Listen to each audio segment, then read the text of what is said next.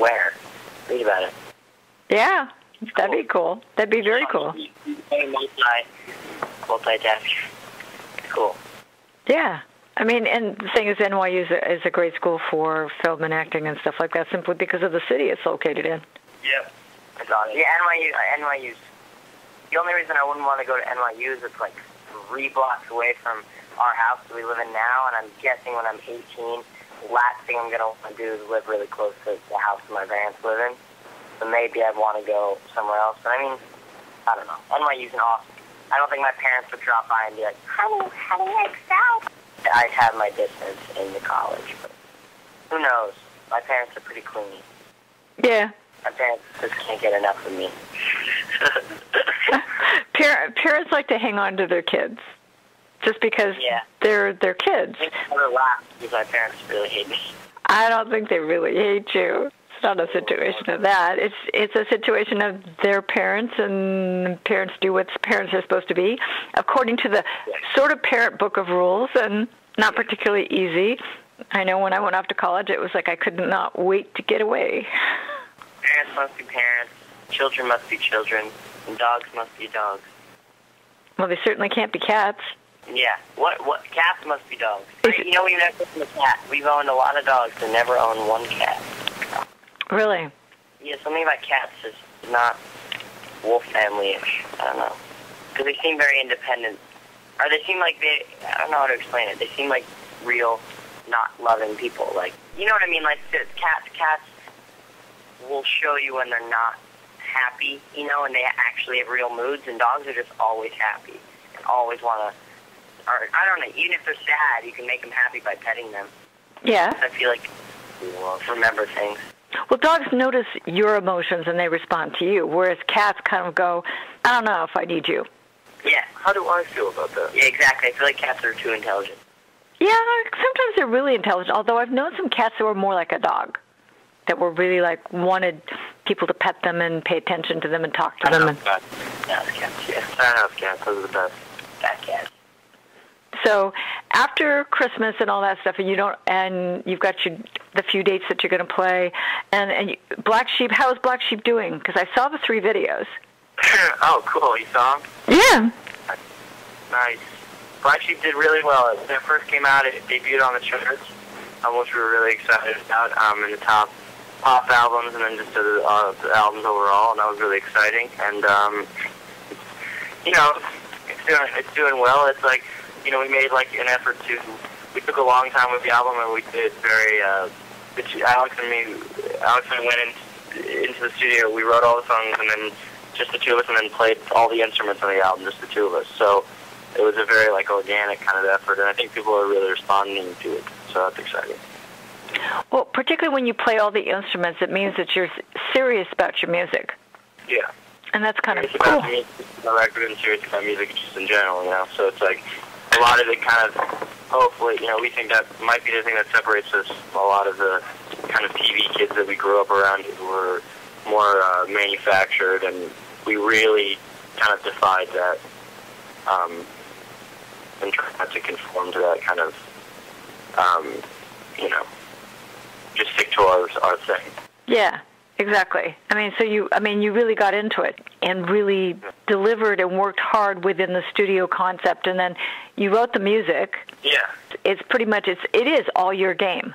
Yeah, it's our effort, and like, you know, the songs in that way I think are more honest to teenagers or to we are, you know, than most of the young,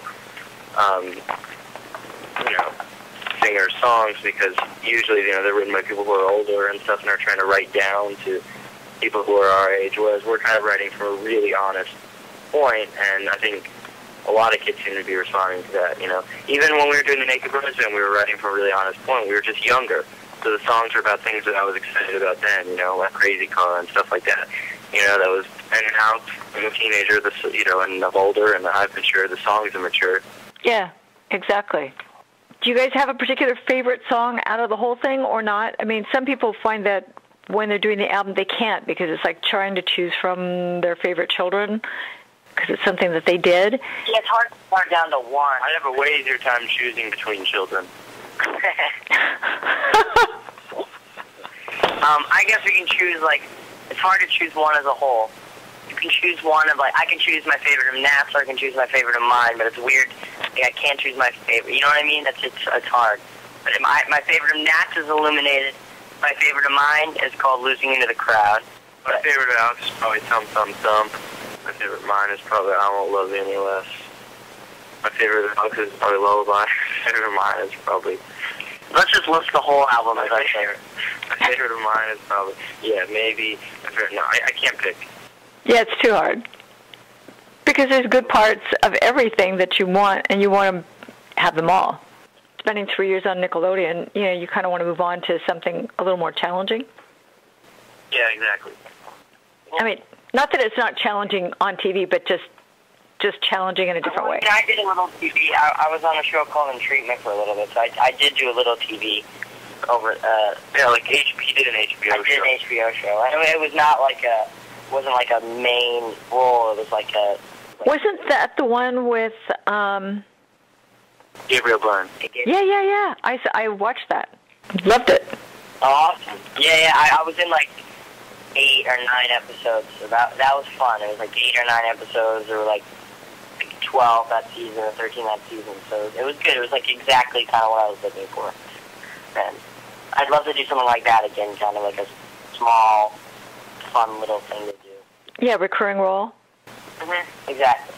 It's enough to give you some interest and challenge, but not take over your whole life. Oh, totally. Yeah. It was something I could do. Like, I'd come in at 2 and then work till like 5 or 6. It was just fun. It was fun. Like, I did it for like, you know, in and out for about a month. I loved that series. It's too bad it's not still on. Great. Super cool show. Yeah. And I loved the presentation just because it was just like a real therapy session would be. Yeah, it was. It's really, he was so good at being that there. It was interesting. The whole concept was interesting. It's one of those concept shows that you sit there and just kind of go, you either loved it or you didn't get it. And yeah. I always saw it and I thought, oh my God, it's like being in session. Yeah. Scary. Very, because it makes people think about things, hopefully.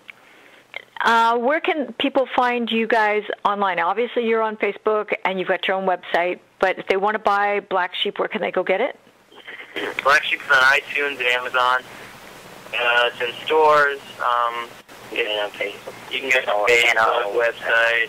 If you look up Nat Alex Wolff too, there's a Nat Alex store, and you can it's the first thing that comes up. And yeah, that you can buy it there. Or you could buy it from those kind of creepy guys on the street who try to sell you CDs. Yeah, we gave them some of our CDs, so you might find them with one. Yeah. You mean they're not bootleg copies? I'm just kidding. The only thing we weren't kidding in that. Yeah.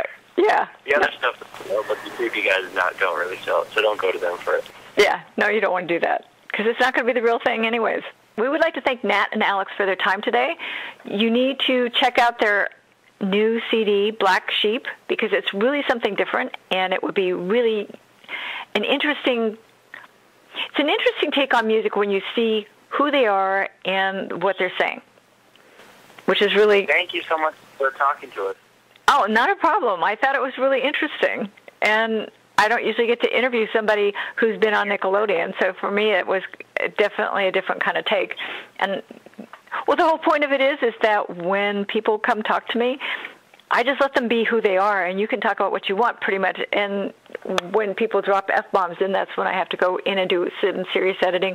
When I screw up, I have to do some serious editing. But other than that, it's pretty much everything. We didn't drop any F-bombs, did we? Nope. People, you need to check out Black Sheep. You need to check out natandalex.com and go see their website. Follow them on Twitter, which is Nat and Alex, which is pretty easy, so that you can communicate with them that way. Go visit them and like them on Facebook. Follow what's going on with them. Go into New Year's Eve and go watch The Sitter and see if you can spot Alex and Nat in those shows. And they're in separately, so you get to go see 2 shows to find one of the brothers, which would be pretty interesting. Right. That way you guys, that way you get to go see the 2 movies and try and find one person in it that you've actually heard on podcast. So Nat, Alex, thank you so much for your time today. We really appreciate it. Good. Okay, people, this is Stevie for the LA Story saying see you soon. Bye. Thanks for joining Stevie Wilson on LA Story. Feel free to check out other podcasts and videos. Bookmark it now. www.la-story.com.